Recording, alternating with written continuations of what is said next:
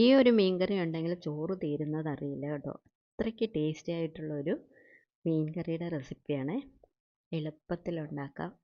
അധികം ഇൻഗ്രീഡിയൻസ് ഒന്നും ആവശ്യമില്ല ഈ മീൻകറിക്ക്. അപ്പോൾ വീഡിയോയിലേക്ക് പോകുന്നതിന് മുമ്പ് കൂട്ടുകാർക്ക് ഈ വീഡിയോ ഇഷ്ടപ്പെടുവാണെങ്കിൽ എൻ്റെ ചാനൽ ഒന്ന് ലൈക്കും ഹൈപ്പും ചെയ്യണം. അപ്പോൾ ഞാൻ 600 ഗ്രാം അളവിലുള്ള വിളമീനാണ് ഞാനിത് എടുത്തിരിക്കുന്നത്. വിളമീൻ എല്ലാവർക്കും അറിയാമല്ലോ, നല്ല സോഫ്റ്റ് ആയിട്ടുള്ള ഒരു മീനാണ്. അതുപോലെ തന്നെ ഇത് കറി വെച്ച് കഴിഞ്ഞാൽ നല്ല ടേസ്റ്റിയുമാണ് കേട്ടോ. അത് ഞാനിതുപോലെ ക്ലീൻ ചെയ്ത് കഷ്ണങ്ങളാക്കി എടുത്തു വെച്ചിട്ടുണ്ട്. ഇനി നമ്മൾ അരപ്പിന് വേണ്ടിയിട്ട് ഞാനപ്പോൾ ഇത് തേങ്ങ അരച്ചാണ് വെക്കുന്നത് കേട്ടോ.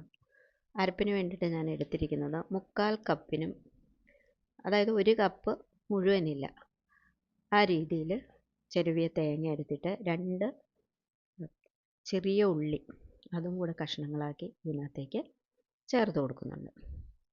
അതുകൂടെ ചേർത്തിട്ട് ഇനി നമ്മൾ ഇതിനകത്തേക്ക് മഞ്ഞൾപ്പൊടിയാണ് ചേർത്ത് കൊടുക്കുന്നത്. ഒരു 1/2 സ്പൂൺ അളവിലുള്ള മഞ്ഞൾപ്പൊടി ചേർത്തിട്ടുണ്ട്. ഇനി ഇതിലേക്ക് എരിവിന് വേണ്ടിയിട്ട് കശ്മീരി ചില്ലിയാണ് ഞാൻ ചേർത്ത് കൊടുക്കുന്നത്. ഒരുപാട് എരിവ് വേണ്ട, അതുകൊണ്ടാണ് ഞാൻ കാശ്മീരി ചില്ലി തന്നെ ചേർക്കാമെന്ന് വിചാരിക്കുന്നത്. അപ്പോൾ ഇതൊരു 1.5 സ്പൂൺ ചേർക്കുന്നുണ്ട് കാശ്മീരി ചില്ലി. അപ്പോൾ ഇതിൻ്റെ കൂടെ തന്നെ ഒരു 1/2 സ്പൂൺ അളവിലുള്ള മല്ലിപ്പൊടി കൂടെ ചേർക്കണം കേട്ടോ. അത് ഞാൻ വീഡിയോയിൽ കാണിക്കാൻ വിട്ടുപോയി.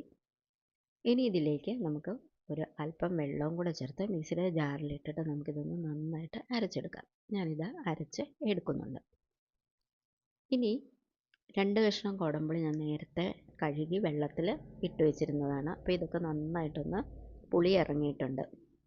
ഇത് നമുക്ക് മാറ്റി വെക്കാം. ഇനി ഇതുപോലെ ഒരു ചട്ടി എടുത്തിട്ടുണ്ട്. അപ്പോൾ ചട്ടി ഞാനിപ്പോൾ സ്റ്റൗവിൽ വെച്ചിട്ടില്ല.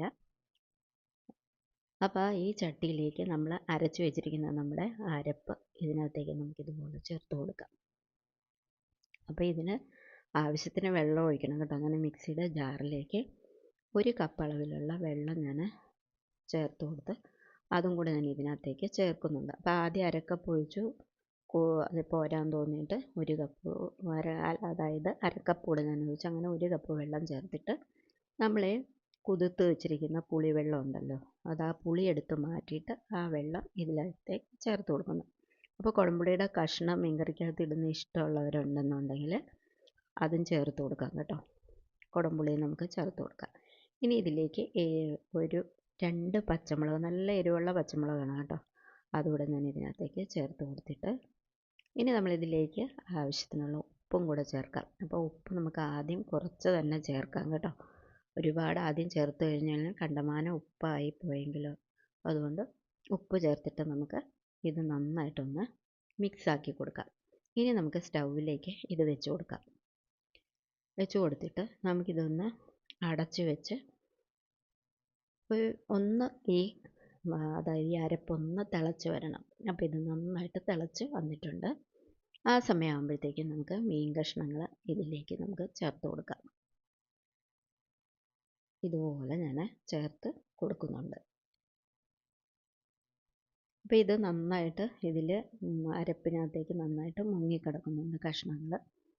അപ്പോൾ ഇനി നമുക്ക് ഇതിൽ കുറച്ച് കറിവേപ്പിലയും കൂടെ ചേർത്തിട്ട് ഇത് നമുക്ക് ഒന്ന് അടച്ച് വെച്ച് നന്നായിട്ടൊന്ന് തിളപ്പിച്ചെടുക്കാം. അപ്പം തീ വളരെ കുറച്ച് വെച്ച് വേണം തിളപ്പിക്കാനായിട്ട് കേട്ടോ. കാരണം ഇത് മൺചട്ടിയുമാണ്.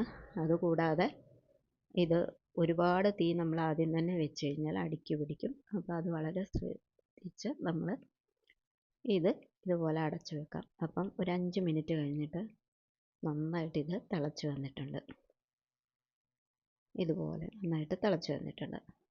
അപ്പോൾ ഇനി നമുക്ക് ഒന്ന് ഈ ചട്ടി എടുത്ത് ഒന്ന് ചുറ്റിച്ച് കൊടുക്കുക. അപ്പോൾ നമ്മൾ എപ്പോഴും മീൻകറി തവി കൊണ്ട് നമ്മൾ ഇളക്കി നോക്കരുത്. തവി കൊണ്ട് ഇളക്കി നോക്കി കഴിഞ്ഞാൽ ഈ കഷ്ണങ്ങളെല്ലാം ഉടഞ്ഞു പോകും. അതൊക്കെ എല്ലാവർക്കും അറിയാമല്ലോ. അപ്പോൾ ഇതിന് ഈ സമയത്ത് നമുക്ക് ഉപ്പോ പുളിയോ ഒക്കെ പോരെന്നുണ്ടെങ്കിൽ ചേർത്ത് കൊടുക്കാം. അപ്പം ഞാൻ ചേർത്ത ഉപ്പും പുളിയും അല്പം കുറവായിരുന്നു. അപ്പോൾ അതിനകത്തേക്ക് ഇത് രണ്ടും ഞാൻ കുറച്ച് ചേർത്ത് കൊടുക്കുന്നുണ്ട്. ഇനി നമുക്ക് വീണ്ടും ഇതൊന്ന് അടച്ച് വെച്ചിട്ട് ഒരു 2 മിനിറ്റ് ഒന്നുകൂടെ ഒന്ന് തിളപ്പിച്ചെടുക്കാം. അപ്പോഴേക്കും നമ്മുടെ മീൻ കറിയൊക്കെ നന്നായിട്ട് കുറുകി വന്നിട്ടുണ്ട്. ഈ ഒരു രീതിയിൽ നന്നായിട്ട് കുറുകി കിട്ടിയിട്ടുണ്ട്. അപ്പോൾ ഇനിയിപ്പോൾ നമ്മൾ നോക്കുമ്പം ഇതിനകത്ത് ഉപ്പും പുളിയും ഒക്കെ കറക്റ്റ് ആയിരിക്കും കേട്ടോ. അപ്പോൾ ഇത് നമുക്കൊന്ന് മാറ്റി വെക്കാം. ഇനി ഇതിലേക്കൊരു താളിപ്പ് തയ്യാറാക്കാൻ വേണ്ടി ഞാൻ 2 സ്പൂൺ വെളിച്ചെണ്ണയാണ് ചേർത്ത് കൊടുക്കുന്നത്. അപ്പം വെളിച്ചെണ്ണ തന്നെ എടുക്കുക കേട്ടോ.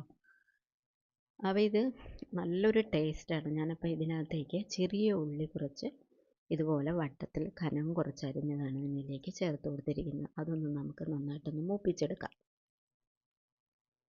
ഇതുപോലെ നമുക്ക് ചെറുതീയിൽ വെച്ചിട്ട് നന്നായിട്ട് മൂപ്പിച്ച് എടുക്കാം. അപ്പോൾ ഈ കൂട്ടത്തിൽ നിങ്ങൾക്ക് ഇഷ്ടമുണ്ടെന്നുണ്ടെങ്കിൽ ഇഞ്ചിയും വെളുത്തുള്ളിയും ചതച്ചതൊക്കെ ചേർക്കാം കേട്ടോ. പക്ഷേ ഞാനിതൊന്നും ഇതിനകത്ത് ഇപ്പോൾ ചേർക്കുന്നില്ല.